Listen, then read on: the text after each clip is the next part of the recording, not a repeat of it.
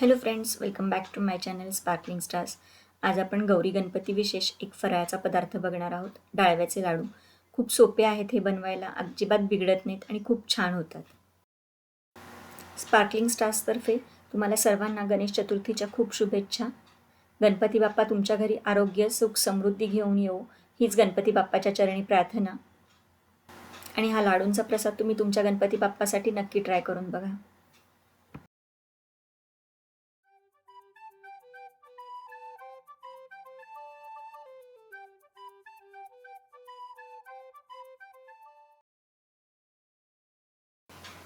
लाडू बनवण्यासाठी मी फुटाण्याची डाळ घेतली आहे, डाळवे.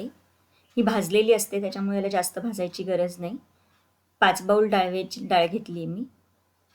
एक कढई गरम करायला ठेवली आहे आणि त्याच्यात ही डाळ घालून घ्यायची आहे आणि मंद आचेवरती 2 ते 3 मिनटं फक्त ही भाजून घ्यायची आहे. गरम करून घ्यायची आहे, म्हणजे बेसिकली ही आपल्याला म्हणजे यातलं मॉइश्चर असेल ते निघून जाईल आणि याची पावडर करणं आपल्याला सोपं जाईल.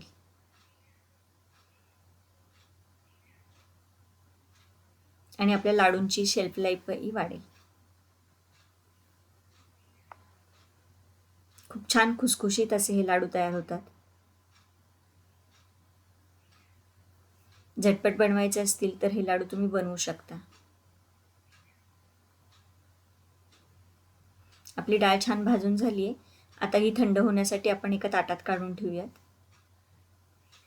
आपली डाळ थंड झाली आहे. आता ही आपण मिक्सरच्या भांड्यात घेऊयात आणि याची छान पावडर तयार करून घ्यायची, एकदम बारीक अशी.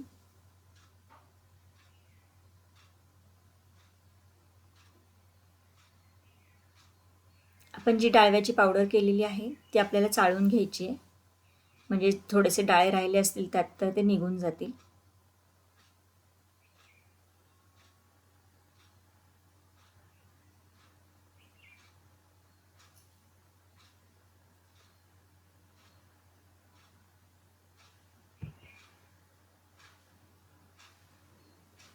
सर्व डाळवे वाटून मी डाळीचं पीठ तयार करून घेतले. जे वरती मोठं राहिले ते तुम्ही एखाद्या रस्सा भाजीमध्ये वापरू शकता. वेस्ट नाही जात, ते छान भाजी मिळून येते त्याच्यामुळे. आपलं डाळव्याचं पीठ छान चांगलं झालेलं आहे. आता आपण पुढची प्रोसेस करूयात. मी एक मोठं पातेलं घेतलेलं आहे आणि त्याच्यामध्ये मी 2 बाउल तूप घेतलेलं आहे. आता याच्यामध्ये मी बारीक करून घेतलेली पिठी साखर घालते. पिठी साखर पण आपल्याला चाळून घ्यायची आहे, म्हणजे त्याच्यातही मोठे काही साखरेचे कण असतील तर ते निघून जातील. ही प्रोसेस तुम्ही मिक्सरच्या भांड्यामध्ये पण करू शकता, पण माझं प्रमाण थोडं जास्त आहे म्हणून मी हे मोठं पातेलं घेतले आणि माझ्याकडे ब्लेंडर आहे, तर ब्लेंडरच्या साहाय्याने मी हे मिक्स करणार आहे. पहिल्यांदा चमच्याने तूप आणि साखर व्यवस्थित मिक्स करून घ्यायचे.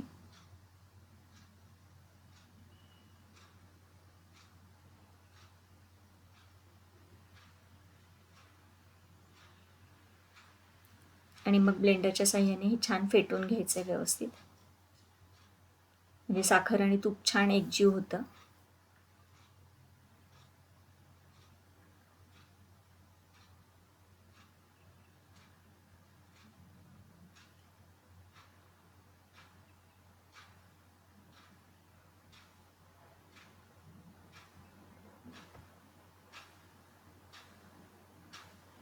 आता साखर आणि तूप छान एकजीव झालेलं आहे. याच्यात आपण तयार करून घेतलेलं डाळव्याचं पीठ घालणार आहोत.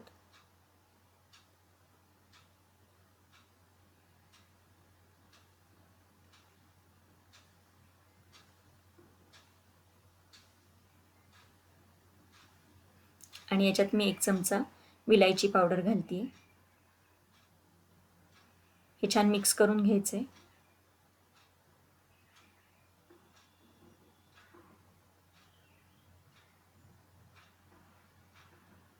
म्हणजे पीठ बाहेर उडणार नाही. आणि पुन्हा एकदा ब्लेंडरच्या साहाय्याने हे छान मिक्स करून घ्यायचे, म्हणजे आपली हाताची कसरत थोडी वाचते. हाताचे कष्ट कमी होतात ब्लेंडरच्या साहाय्याने केल्यामुळे किंवा मिक्सर जारमध्ये हे केल्यामुळे. पीठ छान एकजीव होतं आणि लाडू पण तितकेच खुसखुशीत होतात. हे छान मिक्स झालेले आहे.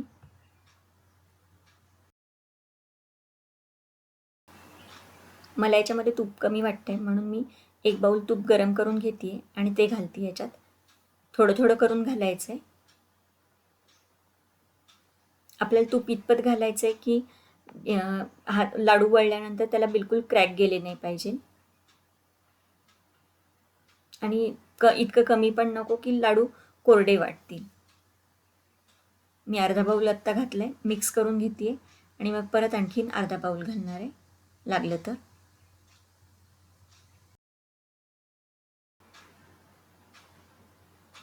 उरलेलं अर्धं तूप पण मी इथे घातलं आहे आणि पुन्हा एकदा छान मिक्स करून घेते.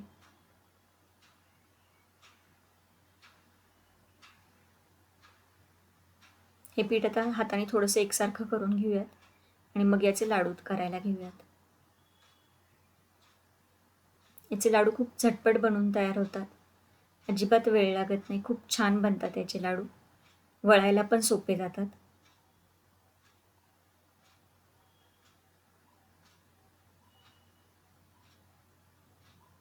आपला एक लाडू तयार आहे आणि गार्निशिंगसाठी मी याच्यावरती पिस्त्याचे काप लावते.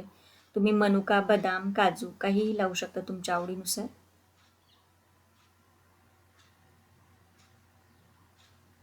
आणि याचे मीडियम साईजचे लाडू वळून घेऊ शकता.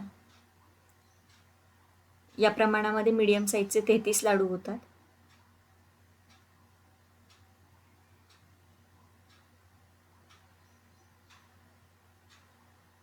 तुम्ही बघू शकता किती पटकन लाडू तयार होतोय ते. आणि ब्लेंडर किंवा मिक्सरमध्ये हे पीठ फिरवून घेतल्यामुळे लाडू पण छान लागतात खायला, टाळ्याला चिकटत नाहीत. याच पद्धतीने मी सगळे लाडू तयार करून घेते.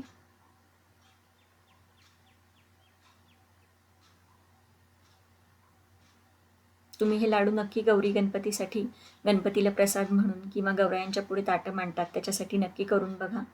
खूप छान आणि पटकन तयार होणारा पदार्थ आहे हा आणि तितकाच पौष्टिकसुद्धा आहे. तुम्हाला जर माझे व्हिडिओज आवडत असतील तर व्हिडिओला लाईक, शेअर, कमेंट करा. चॅनलला सबस्क्राईब करा. पुन्हा भेटूयात अशा छानशा रेसिपीसोबत. तोपर्यंत बी सेफ, कीप स्पार्कलिंग.